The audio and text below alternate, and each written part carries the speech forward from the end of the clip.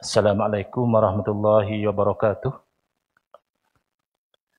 Bismillahirrahmanirrahim. Alhamdulillahi rabbil alamin. Wa afdalus salati wa atammu taslimi ala sayyidina Muhammadin wa ala alihi wa sahbihi ajma'in. Rabbi shrah li sadri wa yassir li amri wahlul 'uqdatam min lisani yafqahu qawli. Subhanaka la ilma lana illa ma 'allamtana innaka antal alimul hakim. Allahumma akhrijna min zulumatil wahmi wa akrimna binuril fahmi waftah alaina bima'rifatil ilmi wa sahhil akhlaqana bil hilm waj'alna mimman yastami'una al-qawla fayattabi'una ahsanah. Allahumma ati nufusana taqwaha wa zakkiha anta khairu man zakkaha anta waliyuha wa maulaha. Allahumma arinal haqqa haqqan warzuqna ittiba'ah wa arinal batila batilan warzuqna ijtinabah. Allahumma anfa'na bima 'allamtana wa 'allimna ma yanfa'una wa zidna ilman wa huda. Amma ba'd. Alhamdulillah, syukur kehadrat Allah SWT pada hari ini insya-Allah kita menyambung pengajian kuliah duha bulanan hari Isnin yang kedua, anjuran Masjid Al-Mustaqim, Taman Nirwana Ampang, menggunakan kitab Fiqhul Aqidah, kefahaman tentang akidah, yang disusun oleh guru dan juga ayahanda saya Al-Fadil Ustaz Haji Engku Ali bin Engku Endut hafizahullah ta'ala wa nafa'ana bihi wa bi'ulumihi fid daraini amin. Kita sampai ke muka surat 272 ya, bawah sekali, iaitu dalam rangka membincangkan apa yang disebut sebagai af'alullah ya, perbuatan-perbuatan Allah Subhanahu wa ta'ala, yang mana di dalam memahami af'alullah ini, perbuatan-perbuatan Allah ini, ada sebahagian umat Islam tergelincir lalu terjerumus di dalam bid'ah ya, di dalam akidah. Berarti mempunyai akidah yang berbeza dengan akidah yang diyakini oleh Rasulullah sallallahu alaihi wasallam. Jadi kita telah lihat dalam kuliah-kuliah yang lalu kegelinciran-kegelinciran yang berlaku kepada golongan yang menafikan takdir Allah, ia seperti berlaku kepada golongan Qadariyah dan juga kepada golongan Mu'tazilah, cuma berbeza degree ya, berbeza tahapnya sahaja, dan berlaku kepada golongan Jabariyah. Jadi kita lihat di muka surat 272 berkaitan dengan af'alullah ini, mazhab ahli sunnati wa jamaah yang diketuai oleh dua tokoh besar dalam mazhab ini, iaitu Al-Imam Abu Hasan Al-Ash'ari rahimahullah ta'ala, yang lahir pada tahun 260 Hijriah ya, masih lagi dalam 3 kurun yang disebut sebagai generasi salaf ya, dan wafat meninggal dunia pada tahun 324 Hijriah bertempat di Basrah. Dan Abu Mansur Al-Maturidi rahimahullah yang wafat meninggal dunia pada tahun 333 Hijriah, yang mana beliau bertempat di Samarkand.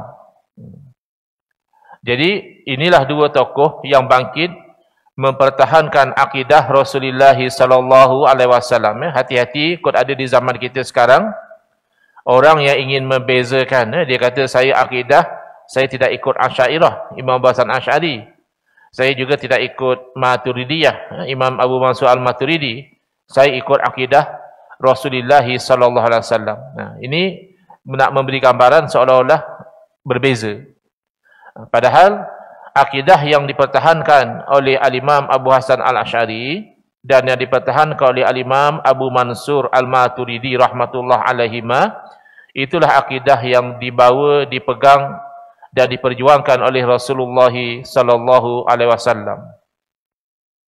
Jadi dalam isu af'alullah ini, dalam isu perbuatan-perbuatan Allah, maka ahli sunnati wal jamaah berpendapat seperti yang tersebut tadi, ya, iaitu bahawa Allah Subhanahu wa taala menjadikan kudrah, ya, mana apa yang ada kita kata kuasa pada kita ni Allah yang jadikan. Iradah, kehendak juga adalah makhluk Allah. Dan perbuatan manusia juga Allah yang jadikan. Kita bergerak, kita bercakap, kita berjalan, kita berlari dan sebagainya. Wallahu khalaqakum wa ma ta'malun. Dan Allah lah yang menciptakan kamu dan juga apa yang kamu amalkan. Maksudnya amal perbuatan kita, baik ataupun buruk, itu adalah makhluk Allah Subhanahu wa ta'ala. Tetapi ada elemen ketika berlakunya perbuatan itu, iaitu elemen usaha dan ikhtiar manusia. Jadi yang di sini yang dinafikan oleh golongan Jabariyah. Jabariyah dia nafikan usaha ikhtiar. Maka dia menyalahkan takdir. Saya dah sebut dalam kuliah-kuliah sebelum ini, kalau dia tak solat, dia kata, ya Allah dah takdirkan dia tak solat. Kalau dia berjudi, minum arak, buat maksiat, dia kata nampak macam mana? Memang Allah dah takdirkan saya macam ini. Kan adalah istilah yang lebih lembut sikit. Kenapa tak tunaikan haji? Duit banyak, kesihatan bagus, dah sampai ke Amerika, ke London, ke sana sini, kenapa tak pergi haji? Tak sampai seru. Jadi menyalahkan seru pula. Padahal seruan pergi haji dah lama. Semenjak daripada zaman Nabi Ibrahim AS lagi, Allah Ta'ala memerintahkan kepada Nabi Ibrahim AS, wa'adzin fin nasi bil hajj. Serulah manusia untuk membuat ibadah haji. Jadi manusia adalah bertanggungjawab di atas perbuatannya. Dan ini juga sesuai dengan firman Allah Subhanahu wa taala, "Wa ma tasha'una illa ayyasha Allah."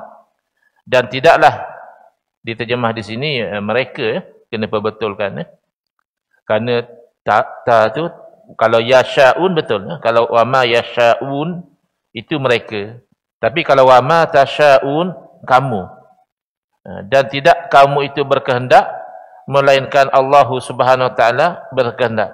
Maknanya kehendak manusia itu tak boleh keluar daripada kehendak Allah. Sebab itu kerap kali juga berlaku kita nak berlaku sesuatu yang berbeza. Kita nak macam lain, jadi macam lain. Kerana apa sahaja yang kita kehendak pun itu masih tertakluk kepada kehendak Allah Subhanahu wa taala. Kehendak Allah Subhanahu wa taala sahaja yang akan berlaku. Kehendak manusia kalau berbetulan dengan kehendak Allah berlaku, kalau tidak berbetulan maka tak berlaku. Betul kan? Bermaksud dan tidak kamu, bukan mereka. Mungkin terlepas pandang terjemahan ni. Wa ma tasha'una illa ayyasha Allah. Suratul Insan ayat 30. Dan tidaklah kamu itu berkehendak melainkan Allah Ta'ala yang mengkehendakinya. Kehendak manusia ni tertakluk kepada kehendak Allah Subhanahu Wa Ta'ala. Pendapat pegangan ahli sunnati wal jamaah tentang perbuatan manusia ini adalah benar dan sederhana, kerana ia terletak di pertengahan antara mazhab Jabariyah yang menafikan usaha dan ikhtiar dan mazhab Qadariyah yang menafikan takdir Allah. Jadi dua ekstrim. Qadariyah dia fokus pada usaha ikhtiar manusia. Manusia buat sendiri. Bukan Allah yang buat. Sementara Jabariyah dia hanya fokus kepada perbuatan Allah saja. Dah tak nampak dah usaha ikhtiar manusia. Jadi dia menyalah-nyalahkan takdir. Jadi ini akidah Ahlussunnah wal Jamaah, dia adalah yang seimbang, iaitu menerima takdir Allah. Allah menciptakan manusia dan perbuatan manusia. Dalam masa yang sama ada yang namanya usaha ikhtiar yang disebahkan kepada manusia. Jadi manusia itu bertanggungjawab atas usaha ikhtiar dia. Dan tidak melencong dari Al-Quran dan As-Sunnah. Malahan tidak cuai, leceh dan tidak melampau. Leceh ni kalau bahasa Melayu ni macam tak bersungguh-sungguh lah, macam sambil lewa. Kalau yang setakat saya faham lah, kalau saya salah faham ni. Rasanya gitulah, dia lebih kurang maknanya. Tak cuai lah, dia lebih kurang makna tak cuai juga. Wabillahi taufiqu wal hidayah. Baik. Sekarang kita pergi kepada tajuk yang seterusnya, iaitu Islam. Walaupun Islam ini sebenarnya dia membawa kepada ilmu fiqh. Islam ni kan kita mengucap dia kalimah syahadah, rukun Islam. Sembahyang 5 waktu, puasa bulan Ramadan, ia berkaitan dengan apa yang kita lakukan. Jadi apa yang kita lakukan itu adalah kaitannya dengan hukum. Bila hukum, ilmunya ilmu fiqh. Yang kita belajar ni ilmu akidah. Tetapi pengarang, ayahanda saya, Hafizahullah, beliau nak juga kaitkan amalan dengan keyakinan. Kerana keyakinan dia akan membuahkan amalan. Kalau orang tu kata saya yakin saya beriman, tapi tak sembahyang, tak puasa, buat maksiat, maka perbuatan dia itu mendustakan dakwaan dia. Kita kalau kita yakin ada polis buat speed trap pun kita slow down. Kan? Sebab tak nak kena saman. Tapi kalau kita tak yakin, tak adalah mana ada polis time-time macam ni. Kita belasah je lah. 14 ke, 16 ke, 18 ke. Sebab kereta bagus, jalan clear. Kan? Buat apa nak bawa slow, polis pun tak ada. Rupanya ada, malam tu ada misalnya. Nasib lah. Kenalah. Jadi, keyakinan dia akan membuahkan amalan. Sebab itu dalam Al-Quran sentiasa digandingkan innal ladzina amanu wa amilus solihat. Illal ladzina amanu wa amilus solihat. Sentiasa digandingkan orang-orang yang beriman dan beramal soleh. Bukan beriman sahaja. Kalau dia berpada dengan beriman sahaja, itu disebut akidah murji'ah. Yang mana dia kata kalau dah beriman tak kisah, buat maksiat pun tak apa. Tak ada masalah. Janji kita beriman. Ini juga bercanggah dengan pegangan akidah ahli sunnah wal jamaah. Iaitu walaupun beriman, masih kena beramal soleh. Masih haram buat maksiat. Baik. Soalan. Apakah erti Islam? Islam ni daripada perkataan bahasa Arab, aslama yuslimu. Islaman. Asalnya menyerah. Aslaman ni asalnya menyerahkan. Jadi dalam konteks ini kita menyerahkan diri dan amal perbuatan kita mengikut perintah Allah. Erti Islam ialah menerima serta taat patuh menurut perintah Allah Subhanahu wa taala dan perintah Rasulnya sallallahu alaihi wasallam. Macam mana tu?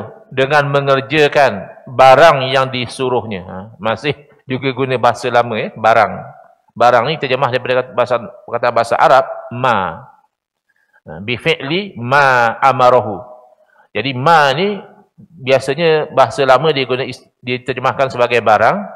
Mungkin bahasa yang lebih moden dengan mengerjakan perkara-perkara ataupun perbuatan-perbuatan yang disuruhnya. Disuruhnya yakni disuruh oleh Allah Subhanahu Wa Taala.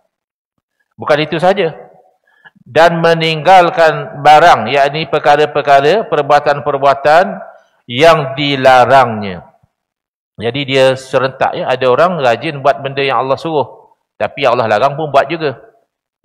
Semayang pun semayang. Lepas semayang bukan main berdoa.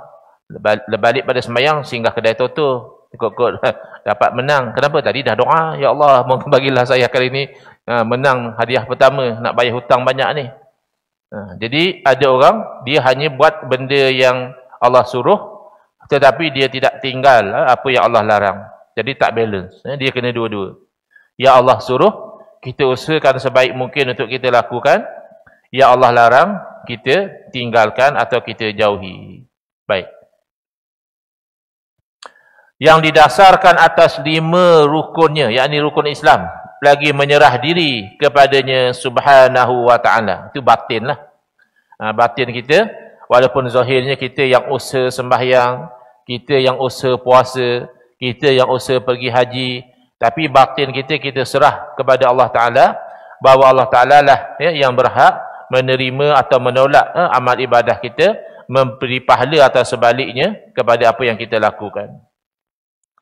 Soalan. Sebutkan 5 rukun Islam itu. Ini basic lah Tapi basic-basic pun kalau lama-lama tak sebut, kadang-kadang confuse juga. Masuk-masuk interview, Puan, Sebutkan 5 rukun Islam. Rukun Islam dah garu hidung pula. Ya. Padahal benda basic tapi lama lama tak sebut ya. Okey, yang pertama mengucap 2 kalimah syahadah. Yang kedua mendirikan sembahyang 5 waktu sehari semalam. Yang ketiga berpuasa di bulan Ramadan. Yang keempat mengeluarkan zakat. Tapi ada syaratlah ya. Iaitu syarat yang basic apabila cukup nisab, makna jumlah harta tu, dan cukup tahun, berlalu 1 tahun. Kalau dapat harta yang banyak, belum berlalu 1 tahun, asasnya belum wajib keluar zakat. Tapi sudah berlalu tempoh dipanggil haul, cukup nisab dan berlalu haul, maka wajib mengeluarkan zakat. Yang kelima, menunaikan haji ke Baitullah pun sama ya. Apabila cukup syaratnya. Yang lain pun mendirikan sembahyang ya. Puasa bulan Ramadan pun sebenarnya bila cukup syarat juga.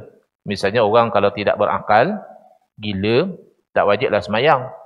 Atau dia ada manik, dia ada penghalang ya, dia dalam keadaan haid, tak wajiblah sembahyang, bahkan haram dia sembahyang.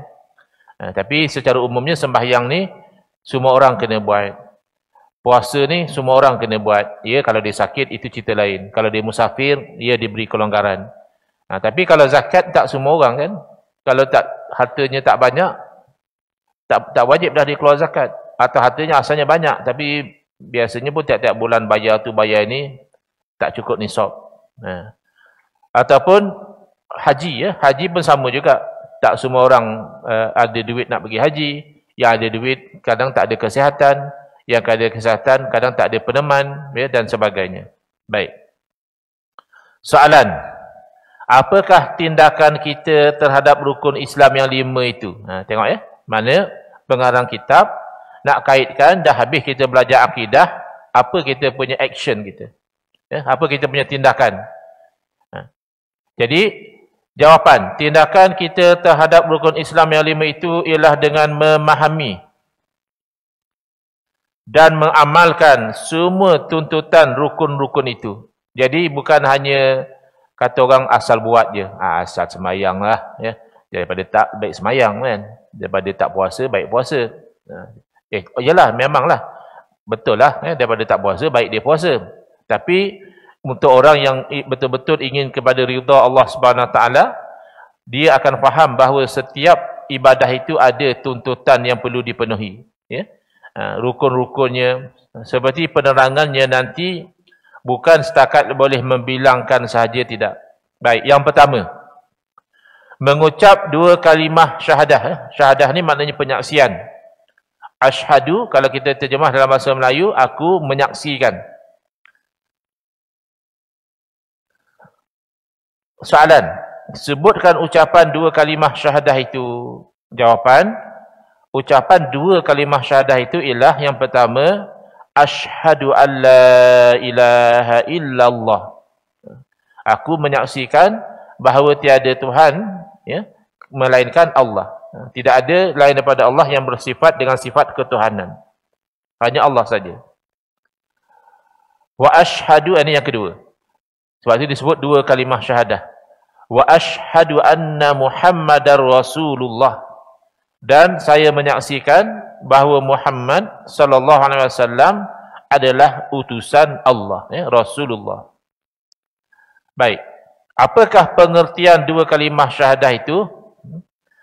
Jawapan. Syahadah berarti ikrar, penyaksian atau pengakuan, iaitu seseorang membuat 2 ikrar, ya. Sebab ada juga orang dia percaya kepada Allah Subhanahu Taala, tapi dia mendustakan Nabi sallallahu alaihi wasallam. Jadi orang ini bukan orang Islam. Dia hanya percaya kepada Allah tapi menolak Nabi Muhammad sallallahu alaihi wasallam sebagai rasul, itu tidak dianggap dia itu orang Islam. Kecuali dia hidup sebelum, ya, sebelum kebangkitan Nabi Muhammad SAW, dia belum tahu tentang Nabi Muhammad SAW. Dia itu agama sebelum daripada itu masih lagi dianggap orang Islam seperti umat Nabi-Nabi terdahulu, ya. Tetapi apabila telah dibangkitkan Nabi Muhammad SAW, tidak memadai seseorang itu hanya menyaksikan bahawa tiada Tuhan melainkan Allah, dia mesti juga menyaksikan Muhammadur Rasulullah. Muhammad itu adalah Rasul Allah. Soalan, berikan erti ucapan dua kalimah syahadah itu. Erti ucapan dua kalimah syahadah itu, asyhadu an la ilaha illallah wa asyhadu anna Muhammadar Rasulullah, iaitu aku bersaksi bahawasanya tiada Tuhan. Dia letak dalam bracket itu, yang disembah dengan sebenar-benarnya melainkan Allah. Sebab kalau Tuhan dengan dakwaan, adalah orang tu kata ni Tuhan, tu Tuhan, ni Tuhan, ya.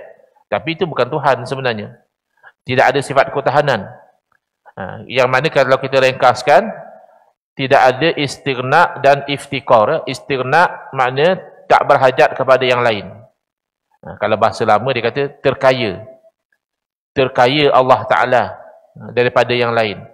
Macam mana terkaya? Yang selalu orang sengaja kaya, ni boleh pula terkaya, bukan? Maksudnya terkaya tu tak perlu pada yang lain. Itu istighna. Iftikar, berhajat semua yang lain kepada Allah.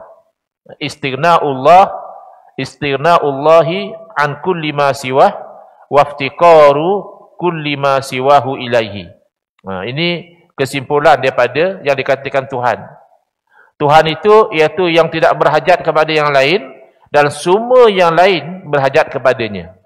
Itu tak ada. Yang macam tu hanya Allah saja. Ya? Malaikat berhajat kepada Allah. Malaikat berhajat kepada tempat. Ya, Nabi berhajat kepada Allah. Berhajat kepada tempat, berhajat kepada makan, berhajat kepada minum dan sebagainya.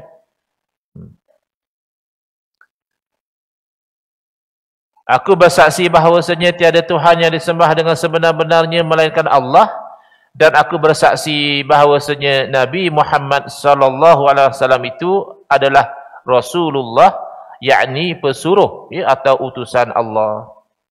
Soalan, ada berapakah rukun syahadah? Ni kan kita tak biasa dengar. Kita mendengar rukun Islam. Apa? Yang pertama mengucap dua kalimah syahadah. Kalau ditanya lagi, apa rukun syahadah? Itu bukan setakat garu hidung.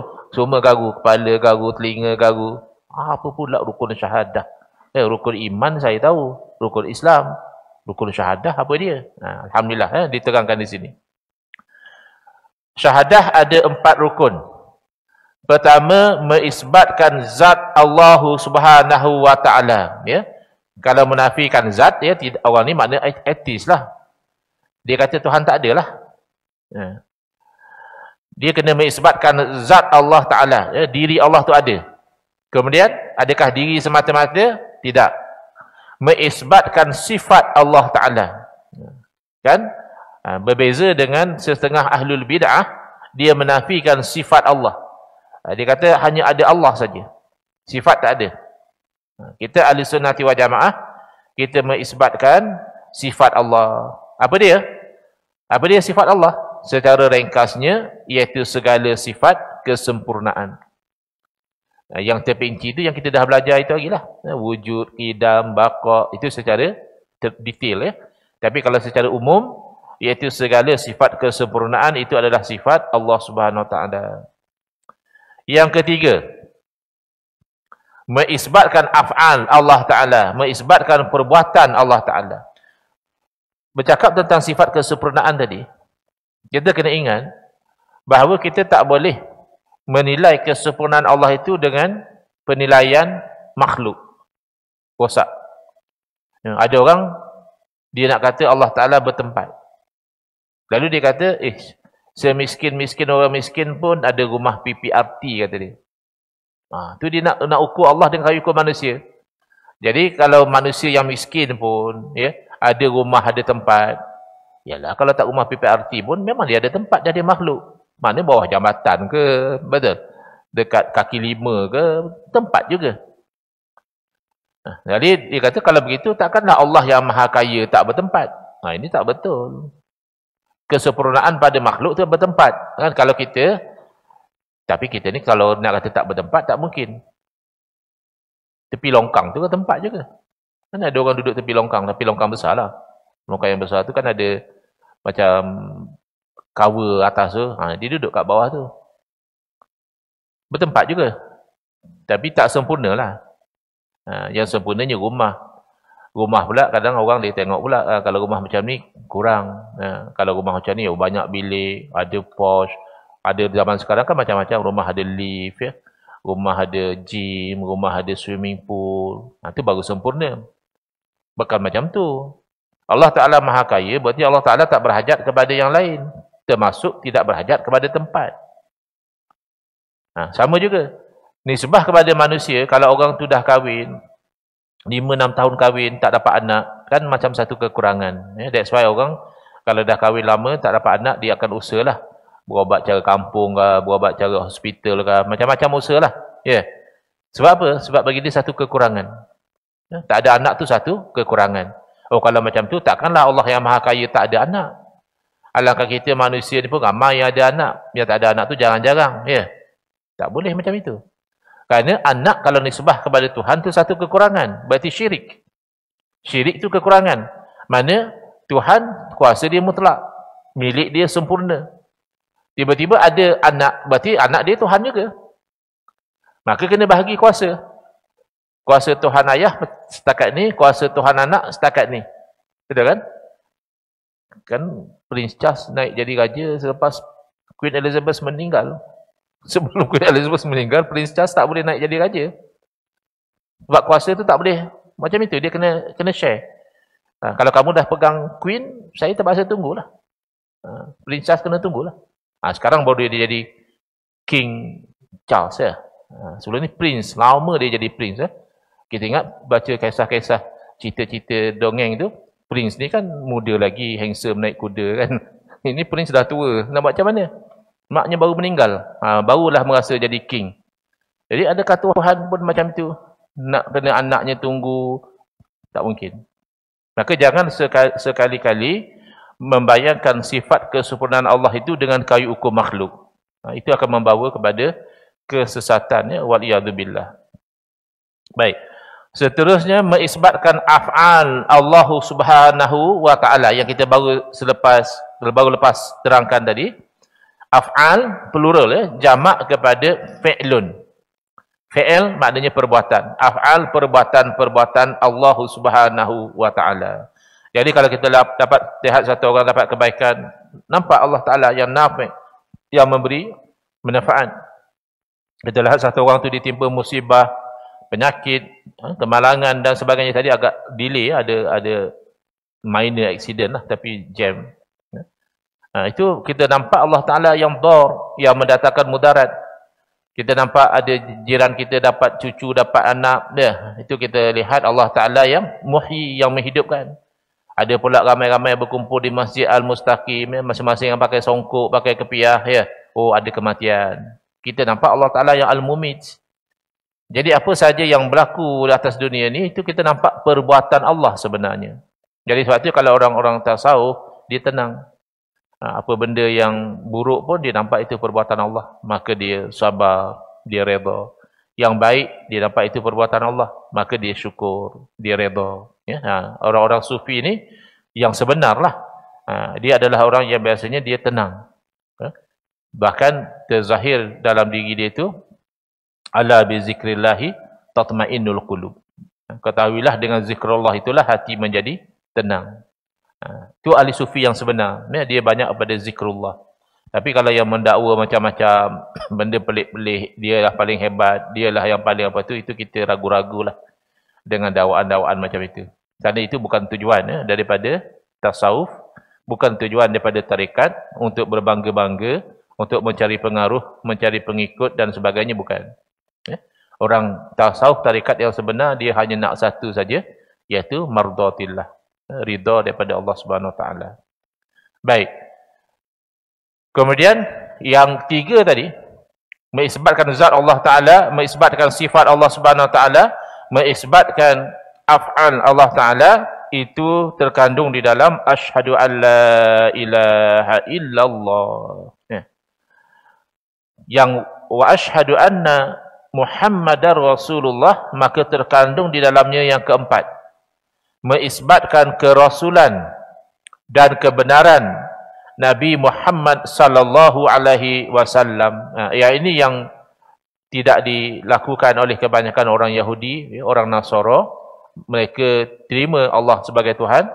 Itu pun orang Nasara akhirnya terbabas juga bila mana dia itu mensyirikkan Allah, bila menaikkan status Nabi Isa alaihissalam sebagai anak Allah. Tapi mereka adalah sebahagiannya yang memeluk agama Islam, sebahagian kecil daripada orang Yahudi, sebahagian daripada orang Nasara yang menerima Nabi Muhammad sallallahu alaihi wasallam lalu dia jadi Muslim. Yang lain dia ingkar. Baik, soalan. Dah selesai ya rukun tadi, ada 4 ya, ingat ya. Mengisbatkan zat Allah, mengisbatkan sifat Allah, mengisbatkan af'al Allah dan mengisbatkan kerasulan Nabi Muhammad SAW dan kebenaran baginda. Sekarang pergi kepada syarat sah pula. Tadi rukun. Apakah syarat sah ucapan 2 kalimah syahadah itu? Jawapan.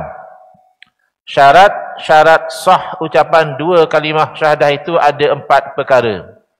Pertama, mengetahui atau mengerti dengan apa yang diucapkan atau diikrarkan oleh lidah, iaitu al-fahmu. Bukan macam burung kakak tua kan? Burung kakak tua tu kalau dia latih, dia macam boleh bercakap. Saya pernah pergi ziarah rumah kawan pada ayah dekat area Kraman. Sampai-sampai tu dengar orang cakap Terengganu. Assalamualaikum. Masuk. Siapa cakap suara lain macam? Rupanya burung. Sebab tuan rumah orang Terengganu, burung pun cakap Terengganu. Tapi dia faham tak burung tu faham tak apa yang dia cakap? Tak, dia hanya keluar ya daripada lidah dia. Jadi kita mengucap kalimah syahadah tak mau macam burung lah. Iaitu kita kena faham. Maka kalau ada orang bukan Islam nak masuk Islam dengan mengucap kalimah syahadah tu, kita teranglah kepada dia. Nanti kamu mengucap asyhadu an la ilaha illallah ni tiada Tuhan melainkan Allah. Supaya dia faham. Wa asyhadu anna Muhammadar Rasulullah, iaitu Nabi Muhammad adalah utusan Allah sallallahu alaihi wasallam. Baik, yang pertama mengetahui ya. Yang kedua, diikrarkan, diucapkan pengakuan syahadah itu dengan lidah. Al-iqraru bil lisan. Ini nisbah kepada muamalah manusia lah. Kalau dia tak sebut dengan lisan, mana kita tahu? Mana kita tahu dia masuk Islam? Maka kita layan dia macam orang kafir. Habis kalau dia memang hati dia memang beriman, itu dia dengan Allah Taala lah. Mungkin ada setengah orang dia bimbang untuk mengisytiharkan keislaman dia, takut dipanggil backlash tindakan buruk daripada keluarga ke masyarakat. Jadi dia tak sebut 2 kalimah syahadah. Mungkin dia dengan Allah Taala, maka Allah Taala layan dia sebagai orang Islam sebab Allah tahu apa yang ada dalam hati dia.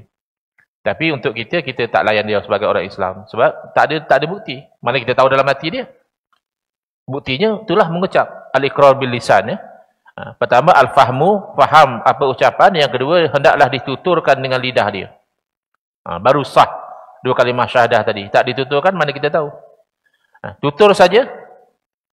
Tapi sebenarnya tak beriman. Saja misalnya, di satu tempat tu, kalau orang Islam nampaknya dapat kedudukan, dapat sokongan, diangkat orang jadi pemimpin, teringin dia. Baru dia ucap 2 kalimah syahadah, tapi hati dia tak beriman pun. Maka ini di sisi Allah tak sah. Nanti Allah umbankan di dalam neraka. Bahkan yang di bawah sekali ya, sebab munafikin dia itu fi darkil asfali minan nar. Ya, orang munafik ini berada pada bahagian paling bawah daripada api neraka. Tapi di sisi kita mana tahu dalam hati. Kan?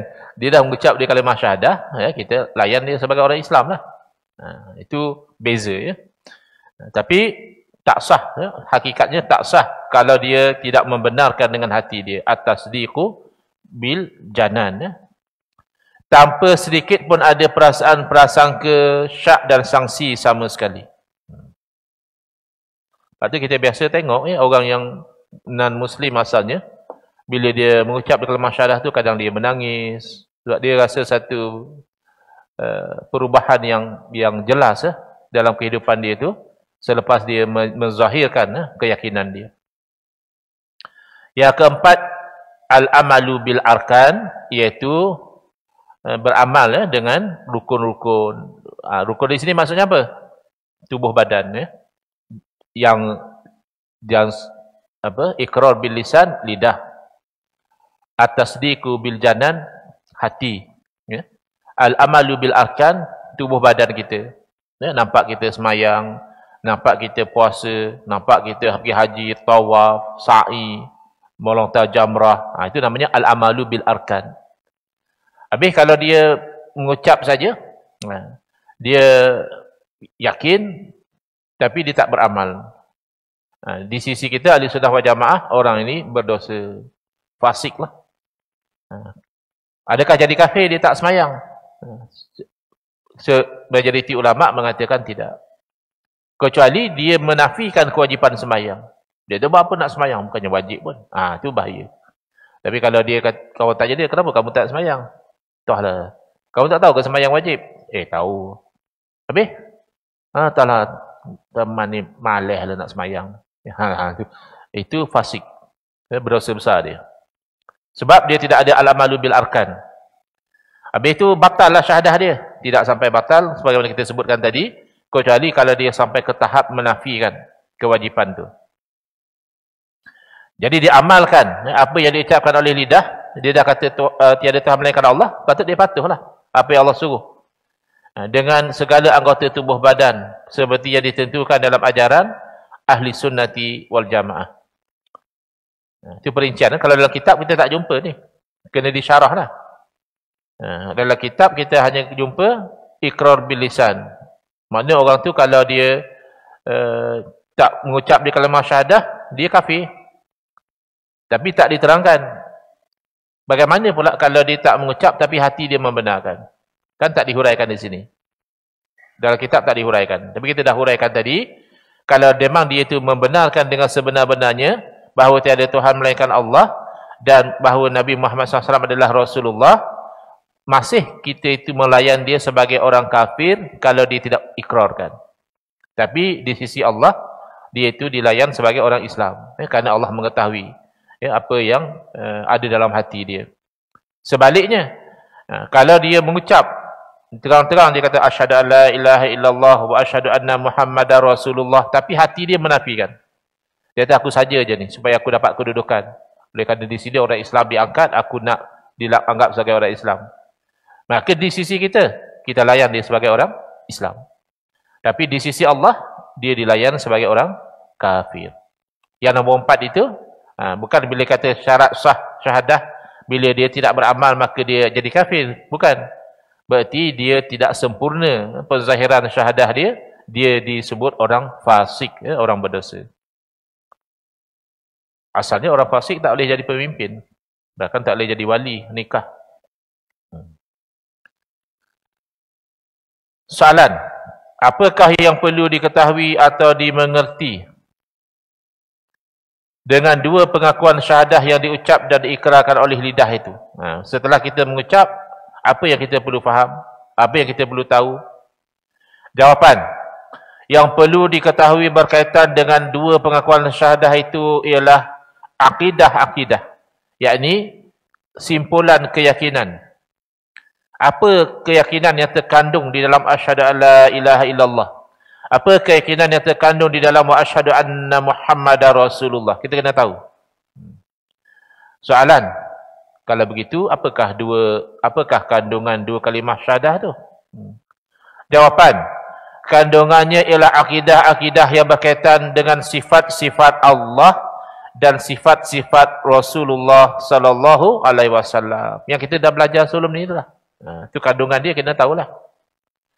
Tapi orang baru masuk Islam, dia kena belajar lah. Dia takkan dia tahu terus. Dia kena belajar. Soalan, berapa akidahkah yang terkandung di dalam dua kalimah syahadah itu?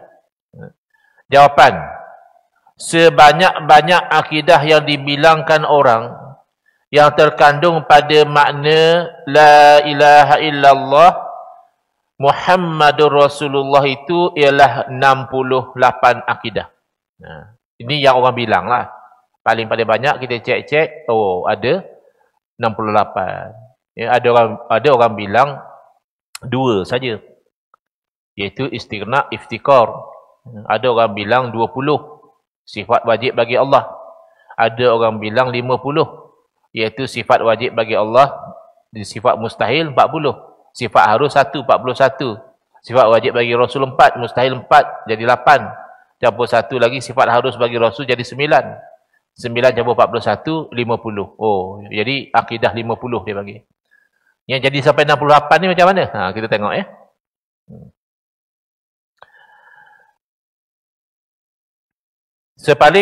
Sebanyak-banyak akidah yang dibilangkan orang yang terkandung pada makna La ilaha illallah Muhammadur Rasulullah itu ialah 68 akidah. Iaitu 50 akidah dalam La ilaha illallah dan 18 akidah dalam Muhammadur Rasulullah. Macam tu cara dia bilang. Bila kita sebut La ilaha illallah, ada 50 poin keyakinan yang kita perlu tahu. Dan bila kita sebut Muhammadur Rasulullah, ada 18. 50 campur 18 jadi 68. Tetapi, ada pula yang meringkaskannya kepada 50 akidah sahaja. Dengan menyebut yang dasar atau asas juga, iaitu 41 akidah dalam La ilaha illallah dan 9 akidah dalam Muhammadur Rasulullah. Ingat lagi 40 dalam La ilaha illallah tu apa dia? 41. Ingat. 20 wajib, 20 mustahil, 1 harus. 9 pada Muhammadur Rasulullah, 4 wajib, 4 mustahil, 1 harus. Baik. Akidah-akidah yang terkandung di dalam La ilaha illallah ialah sifat-sifat ketahanan yang terdiri daripada 2, iaitu sifat istighna yang namanya Tuhan tu tak perlu pada yang lain. Makhluk sehebat mana pun, ya, sehebat para malaikat, sehebat para rasul, sehebat para wali, ya, masih lagi tidak ada istighna. Masih lagi berhajat kepada yang lain. Hanya Tuhan yang bersifat istighna dan hanya Tuhan yang iftikar kulli syai' ilahi. Berhajat, iftikar ni lawan pada istighna. Istighna tak berhajat. Iftikar berhajat. Habis macam mana pula Allah tu? Tak berhajat, Allah berhajat. Bukan. Istighna tu Allah tak berhajat kepada yang lain. Iftikar, yang lain berhajat kepada Allah. Nah, semua yang lain berhajat kepada Allah. Kita tak semua orang berhajat pada kita.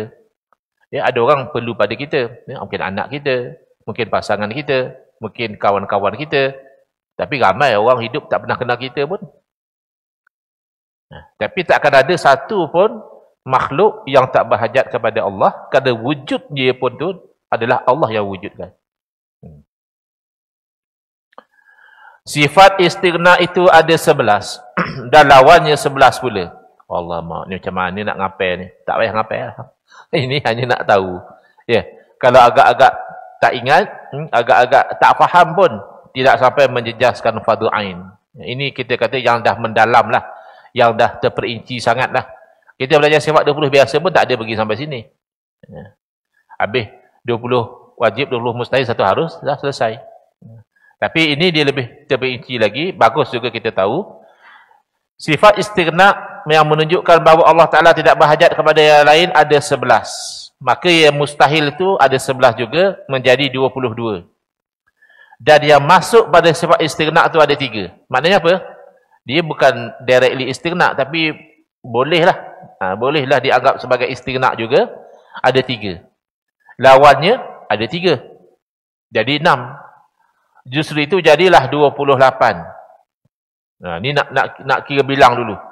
Mana istighna, mana iftikar belum sebut lagi. Cuma nak bagi tahunya, sifat istighna ada 11, lawan 11 jadi 22. Yang boleh kita gabungkan sekali sebagai istighna ada 3, lawannya 3, 6.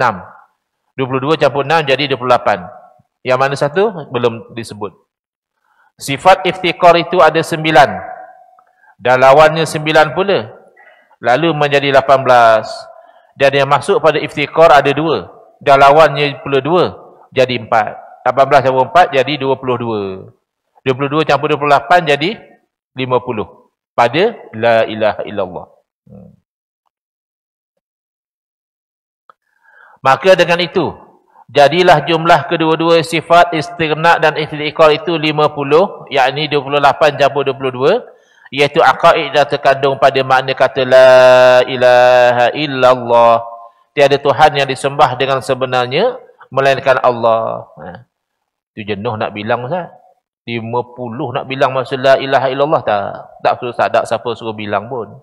Ini hanya untuk kita tahu, dan insya-Allah orang tu bila dia sudah sampai kepada makam makrifah, bila sebut la ilaha illallah tu memang dia sudah terasa di dalam hati dia tu segala sifat kesempurnaan Allah, dan automatik menafikan segala sifat yang mustahil.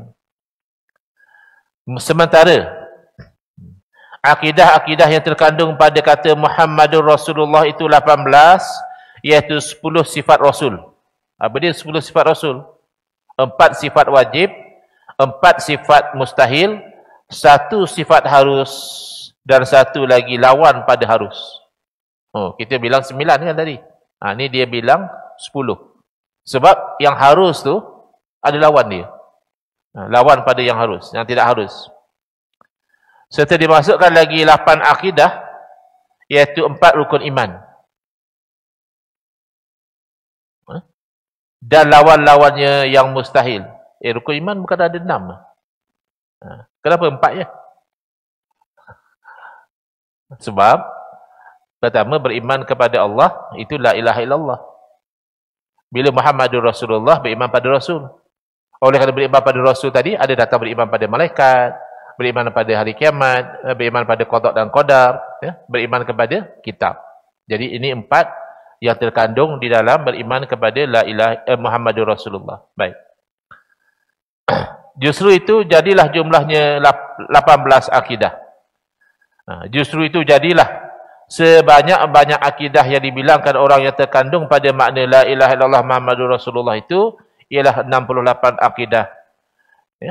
Dalam iaitu 50 akidah dalam la ilaha illallah dan 18 akidah di dalam Muhammadur Rasulullah, total jadi 68. Baik. Yang ini sebagaimana saya sebutkan tadi, tak tahu pun tak ada masalah. Kalau orang tanya berapa akidah terkandung di dalam la ilaha illallah, wallahu a'lam, saya pun tak ingat dah. Tak ada masalah. Yang masalahnya kalau sampai kita tu tak tahu Allah wujud, tak tahu Allah wujud tanpa ada permulaan. Kalau orang tanya Allah wujud semenjak bila? Kita kata, entahlah. Tapi lama dah kot. Betul tak betul lah tu. Mana boleh. Allah wujud tak ada permulaan. Lama tu makna ada permulaan. Yang tu bahaya. Tapi kalau setakat kita tak tahu nak bilang berapa sifat iftiqar, berapa sifat istighna, itu tak ada masalah.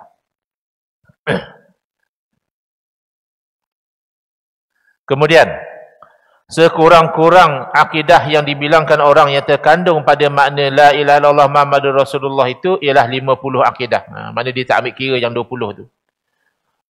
Ada juga orang bilang 20 saja. Itu ialah 50 akidah dengan mengira sifat istighna itu berjumlah 22 akidah kesemuanya, iaitu 11 sifat wajib dan 11 mustahil, dan dengan mengirakan sifat iftiqar pula berjumlah 18 akidah kesemuanya, 9 wajib dan 9 mustahil. Yang diletak sekali itu dia tak kira. Kemudian ditambah lagi satu sifat yang harus bagi Allah Ta'ala. Dengan itu jadilah jumlah kedua-dua sifat istighna dan iftiqar itu 40, kerana 22 campur 18. Dan setelah ditambah satu sifat yang harus bagi Allah Ta'ala, lalu jadilah menjadi 41 akidah kesemuanya. Atau dengan perkiraan lain yang lebih mudah, ialah dengan mengira 20 sifat wajib, 20 sifat mustahil, dan satu sifat yang harus bagi Allah Ta'ala. Justru itu jadilah jumlah akidah dalam kalimah la ilaha illallah itu 41 akidah kesemuanya. Kemudian 41 akidah yang terkandung dalam makna kalimah la ilaha illallah itu dicampur dengan 9 akidah yang terkandung di dalam makna kalimah Muhammadur Rasulullah, iaitu 4 sifat wajib, 4 sifat mustahil, dan 1 sifat yang harus bagi Rasul. Dengan itu jadilah sekurang-kurang akidah yang terkandung pada makna la ilaha illallah Muhammadur Rasulullah itu 50 akidah semuanya. Peringatan, untuk keterangan jelas perkara di atas, sila rujuk kembali kepada perbincangan lalu tentang mengenal sifat-sifat Allah dan pembahagiannya, serta perbincangan tentang sifat-sifat Rasul dan rukun-rukun iman yang berkaitan dengan perbicaraan ini. Wallahu a'lam. Ya. Next, insyaAllah, di muka surat 282, soalan, apakah lagi isi kandungan kalimah la ilaha illallah yang mesti kita fahami? Ya. Nanti kita nak tengok daripada sudut nafi dan isbat. Ya. Ada menafikan dan ada menetapkan. Wallahu a'lam. Ada sebarang soalan? Kalau saya mampu jawab, silakan.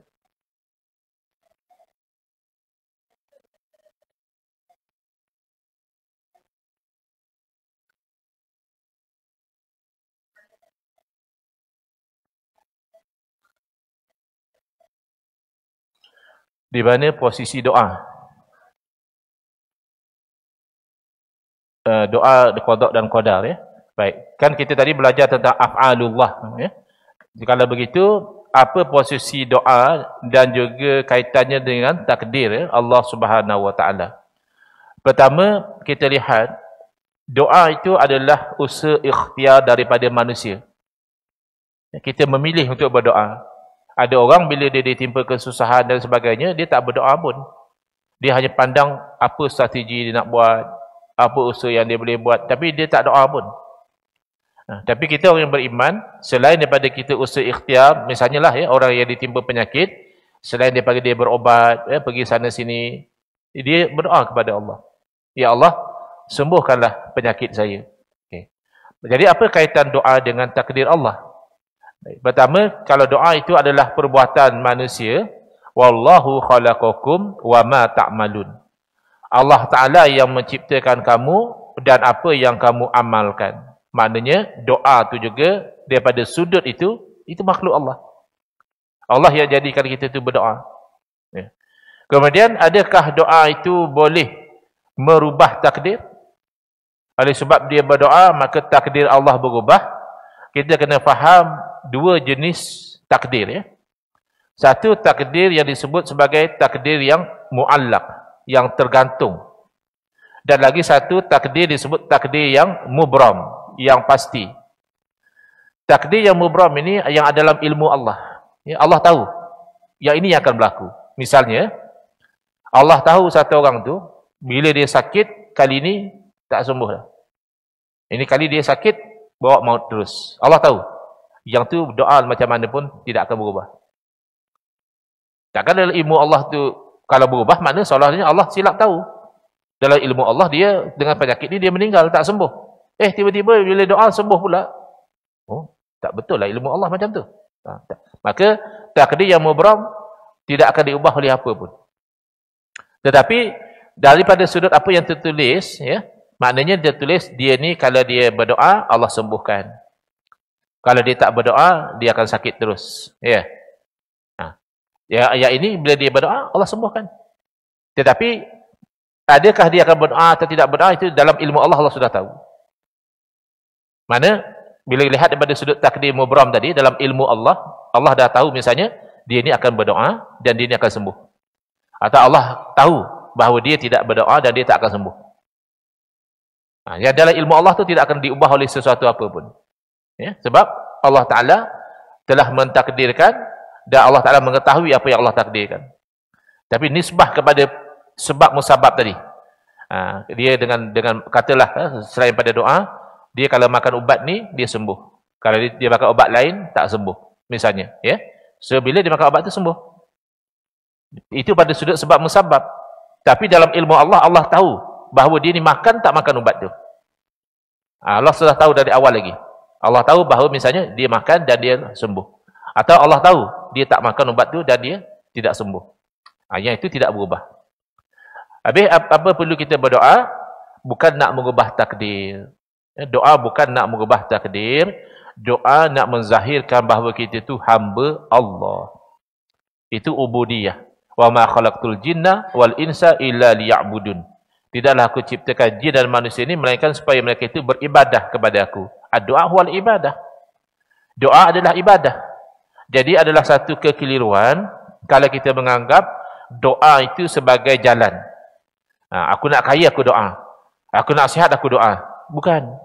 Doa itu adalah tujuan. Kamu diciptakan untuk beribadah. Doa adalah ibadah. Maka kamu sudah kaya pun doa lagi. Kamu dah sihat pun doa lagi. Sebab kamu tu hamba. Sebab kalaupun kamu sihat, yang mengekalkan kamu sihat kan Allah. Kalau Allah nak bagi kamu sakit, anytime. Jangan tunggu sakit baru nak berdoa. Yang kalaupun kamu kaya, yang mengekalkan kamu kaya itu adalah Allah. Kalau nak tarik kekayaan, sekelip mata saja. Maka teruskan doa. Ya, sebab itu ditekankan, doa ini bukan wasilah. Doa ini bukan jalan. Kalau jalan, dah sampai pada tujuan, dah cukuplah. Tak payahlah doa lagi. Saya tadi berdoa sebab saya misalnya, orang politik lah ya, nak menang dalam PRU. Sekarang dah menang, buat apa doa lagi? Tak. Kalau orang yang faham, walaupun dia menang PRU, dia masih terus doa. Minta Allah istiqamahkan dia, bagi dia tunai janji, bagi dia tak ambil rasuah, bagi dia tak salah guna kuasa. Kan masalah kalau menang, tapi tiba-tiba the temptation menyebabkan orang itu tidak menjalankan amanah dia. Jadi sebagai kesimpulan pada soalan tadi, kaitan doa dengan takdir, doa itu hakikatnya tidak mengubah takdir, tetapi kita berdoa bukan untuk tujuan mengubah takdir, kita berdoa sebagai usaha dan ikhtiar dan ibadah kepada Allah Subhanahu wa ta'ala. Ada pahala daripada doa itu insya-Allah. Wallahu a'lam. Ya.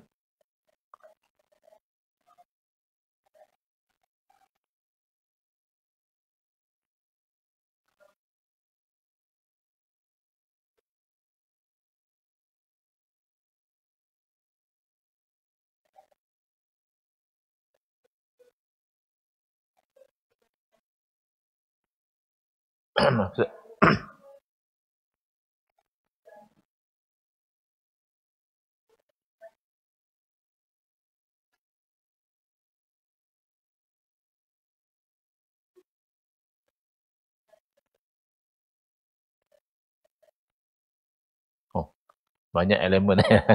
Yang pertama adalah yang keempat tadi, daripada syarat sah dua kalimah syahadah adalah kita itu beramal. Al-amalu bil arkan. Dengan tubuh badan kita ni, kita amal lah. Apa yang Allah suruh, kita buat. Apa yang Allah larang, kita tinggalkan. Tapi adakah kalau kita tak buat Allah suruh, maka kita itu jadi kafir?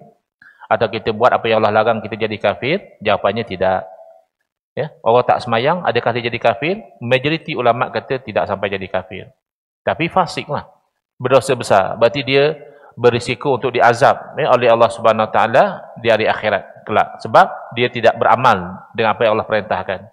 Atau dia minum arak, berjudi, berzina. Ya. Adakah dia jadi kafir? Tidak. Melainkan dia kata minum arak halal. Atau dia kata tak ada masalah. Berzina asalkan suka sama suka, is okay. Itu dia akan jadi kafir kerana dia menghalalkan. Tapi kalau semata-mata dia buat, dia tidak menghalalkan, dia berdosa. Baik, sekarang pergi kepada isu misalnya poligami. Poligami ini termasuk dalam hukum Allah. Apa hukum poligami? Asalnya harus. Bukan wajib. Ya, harus. Jadi, keharusan ini berarti dia melihat kepada beberapa segi. Ya. Pertama, dari segi keperluan orang. Ada orang perlu isteri lebih. Ada orang tak perlu. Seorang pun dia dah pening misalnya. Seorang pun aku dah rasa macam sesak nafas. Nak tambah lagi seorang meninggal terus. Mungkin. Ada orang tak. Dia kalau seorang dia tak cukup. Ada orang macam itu. Jadi harus saja. Itu satu.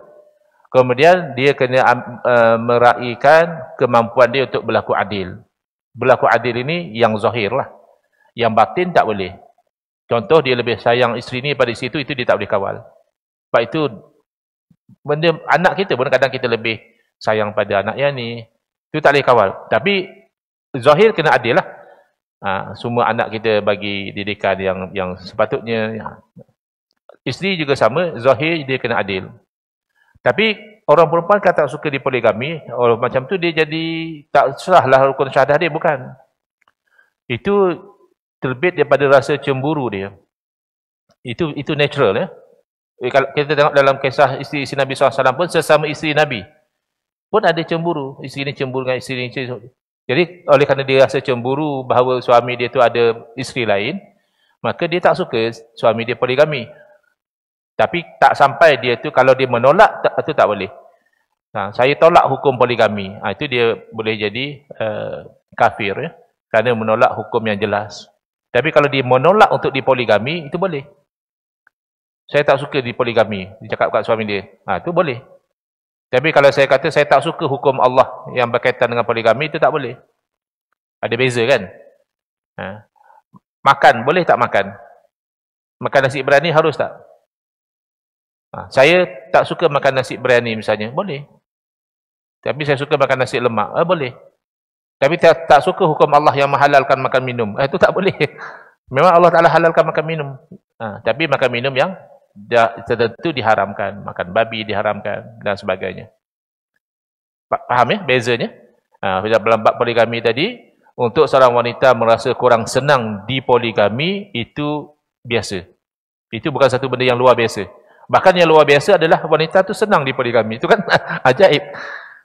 Tak apalah abang nak kahwin lagi seorang, saya tolong pinangkan. Cakap je. Tu kan jarang-jarang kita jumpa. Yang selalu kan marah-marah, komplain dan sebagainya. Tapi jangan sampai dia menentang hukum yang membenarkan poligami. Itu tidak boleh. Wallahu a'lam. Boleh? Sila lagi.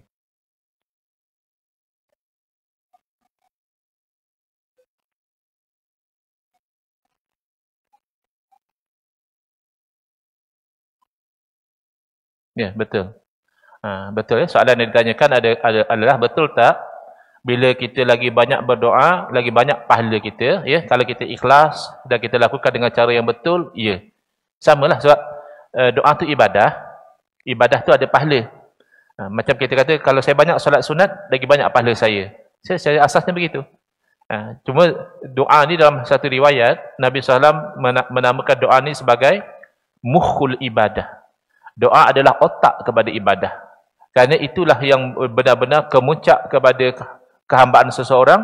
Dia pergi kepada Tuhan dia, berilah saya ini, lepaskanlah saya dari sini. Itu dia mengaku. Sebab itu Allah suka kepada orang yang berdoa. Cuma pesanan daripada ulama-ulama tasawuf, misalnya Al-Imam Ibn Atha'illah As-Sakandari rahimahullah ta'ala dalam kitab Al-Hikam, beliau berpesan, la yakun al-ilhah fid du'a, la yakun ta'akhuril ata' ma'a ilhah fid du'a mujibal liya'sik. Jangan sebab terlewat datangnya perkenan Allah itu, sedangkan kamu tu bersungguh-sungguh berdoa, menyebabkan kamu jadi putus asa. Jangan. Kerana apa? Kerana Allah memberi apa yang Allah pilih, bukan apa yang kamu pilih. Sebab kita kadang minta sesuatu, kita ingat benda itu baik. Allah lebih tahu kalau kita dapat benda itu tak baik. Dan Allah tahu kita nakkan kebaikan. Maka Allah beri sesuatu yang Allah pilih untuk kita. Dan Allah beri pada waktu yang Allah pilih, bukan pada waktu yang kita pilih. Kadang-kadang Allah beri yang kita nak, tapi bukan sekarang. Allah beri mungkin lagi 3 tahun, mungkin lagi 5 tahun. Sebab itu waktu yang Allah pilih. Wallahu a'lam. Boleh ya? Baik. Bismillahirrahmanirrahim. Alhamdulillah rabbil alamin, wassalatu wassalamu ala asyrafil anbiya'i wal mursalin wa ala alihi wa sahbihi ajma'in. Allahumma syrah sudurana wa ahsin akhlaqana wa azim ujurana wa nawwir qulubana bi nuri hidayatika kama natarada bi nuri syamsika abadan abada bi rahmatika ya arhamar rahimin. Walhamdulillah rabbil alamin. Amin ya rabbal alamin. Wal afu minkum.